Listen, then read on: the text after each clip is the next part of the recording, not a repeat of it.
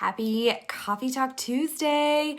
We are diving into the third agreement in the 4 agreements. So here's what we've started. We started with the first agreement, which was be impeccable with your word. We discovered poison and black magic and how gossip literally drags us all down. And then we moved on to don't take things personally, which is really the agreement that helps you become free from interactions with others and how you develop those interactions. And now we are moving on to the third agreement, which is don't make assumptions. Assumptions are literally the worst thing ever. And this agreement really, really gets at the interactions that we have with ourselves. Because when we make assumptions, we create these expectations that literally no one can live up to. It's like, have you ever said, well, you should know that, or I thought you knew me, or that's not what I wanted. It's such an issue with communication, and it starts with you. So in the book, it kind of goes into that be impeccable with your word. That first agreement is the hardest, and each one kind of builds off of that one. But from interactions, having worked with people for a long time, I really believe that don't make assumptions is the hardest one for most people, because we're human and we have big imaginations. And be honest, even if you say, I don't like drama, you like drama, because the ratings on television do not lie. I know you're watching The Kardashians. I know you're watching 90 Day Fiance, or what's the other one that people watch with the Rose? Bachelor, right? Because it's drama. You love the drama. We love drama. We love working with that imagination and making things up and crafting stories. And we think that everybody else thinks the same way that we do, acts the same way that we do, judges the same way that we do. But of course, that's not true. That's not true. But we don't take a second to think about that. Growing up, or even like now, have you ever heard the phrase, don't make assumptions, because when you assume, you make an ass out of you and me? And it's totally true. Totally true. Have you said it? Do you believe it? I totally do. There's literally nothing worse than making an assumption. It brings out the worst in us. It's the worst because we think these assumptions are the truth. We craft these stories in our heads and we craft these assumptions, and we believe wholeheartedly that they are fact, but they can't be. You cannot control anything but yourself. So if you are making an assumption about somebody else without having communicated with them, asked them, then it's not right. It's not true. It's fake news. Thank goodness we're not using that anymore. We fully plant these elaborate and poisonous ideas into our heads, and we start to take it personally, and we create this bad blood and even this drama. And it's because, again, we're imaginative as humans, but we also live in fear. We want to be, even though I know some of you are Enneagram 4s and you're very individualistic and you march to the beat of your own drum, but we want to be just like everybody else. And we assume that everybody else thinks the way that we do and acts the way that we do and all of those different things. So we make that assumption. Well, we make that assumption. So I often hear or have heard people say things like, well, you should have known that. I hear that a lot. I've heard that a lot at work. And I left some very toxic environments where those things were happening.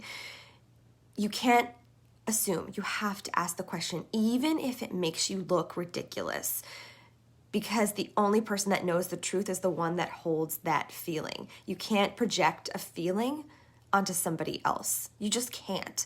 Even, and this is, I honestly believe this is one of the reasons that things like divorce are so big, because we just assume the other person like just knows us so well. You have to even communicate with the person that you live with. Like my husband and I have been in pandemic in close quarters the entire time, and you just pick up on people's habits and ideas and the way that they move, but you still don't know what they're thinking and you still don't know what they're processing. So you have to ask them. You have to put yourself out there, ask the question, even if they're gonna bark back at you like, you should have known. You should have known. Like, how could you possibly know somebody's feelings? You can't. We're creating this list of expectations that nobody can fulfill. They're based on a series of assumptions and perceptions that we have that we believe are truth. And no one can ever know what is in your mind. You can never know what's in somebody else's mind, ever. Even if the last 99 times they have done this one thing, you cannot assume that time 100 they're going to do it again. You don't know what's going on in there. You don't know what's going on in there. We have to communicate our needs, our wants, and desires. So this agreement,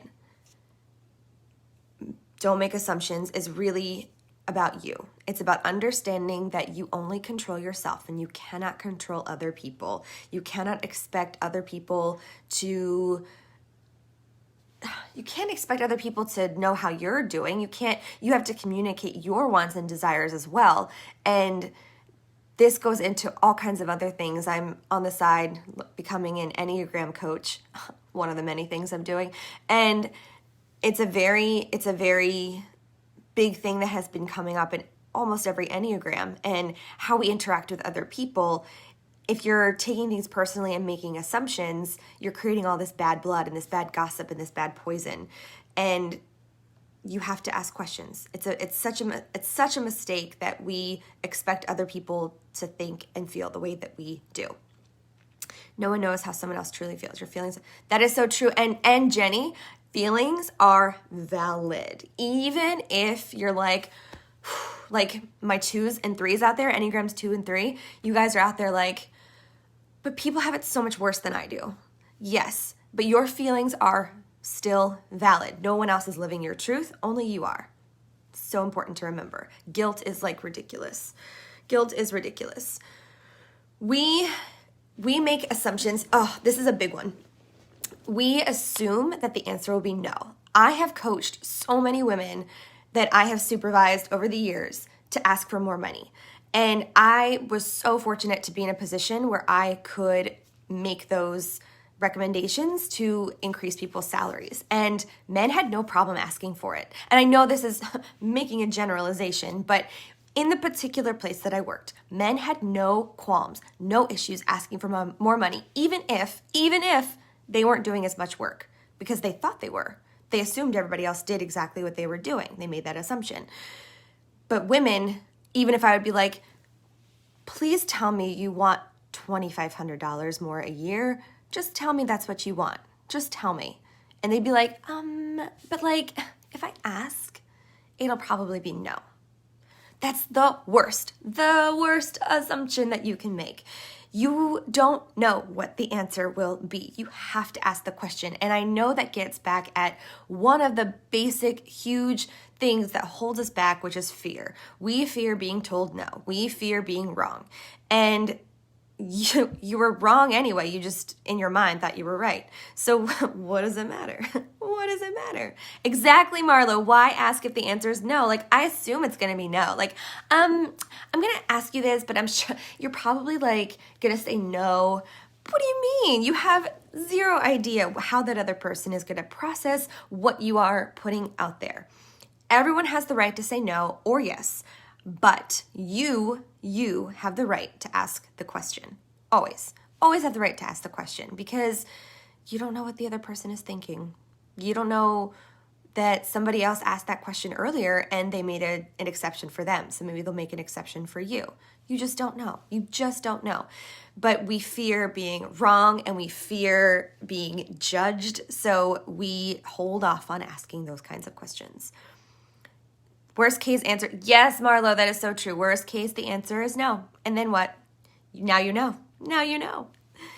We don't have to feel the feels. Yes, Courtney, that's such a big, we are, self-preservation is huge. And that's another big thing in the Enneagram. Actually, I'm an 8, which we do a lot of self-preservation, but I have learned over the years to ask the questions because assumptions are just not good. If you're just sure that the answer is yes, or just sure that the answer is no, ask the question. Although I will tell you, one of my tactics for moving forward was just to do the things I wanted and to apologize for it later.